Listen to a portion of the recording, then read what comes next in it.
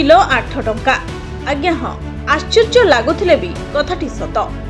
राज्य में आलू किलो 20 टंका उपरे रही, किंतु मयूरभंज जिला बेतनटी रे आलू किलो पिछा 8 टंकार बिक्री होचे। आज सकाळु पश्चिमबंगरू एक आलू ट्रक आसी बेतनटी रे पहुंचीथिला। आलू किलो 8 टंकार बिक्री करथिले बेपारी। बस्ता पिछा मात्र 400 टंकार बिक्री होइथिला। आउ सांगे सांगे आलू बस्ता किणवा पई खबर व्यापी गला। भिड़ एते जे असंभाळ होईगला, रास्ता घाट सबु होईगला जाम। लोके ममता दीदी आलू पठाइचंती कही खुशी रे बस्ता बस्ता आलू बोही नेथिले। बेतनटी ब्लॉक बैसिंगा उपकंठ पणसिया छक निकटरे एभली घटना देखा मिली। संध्यारे आउ एक आलू ट्रक आसिबो बोली कहिसंती पश्चिमबंगर युवा बेपारी।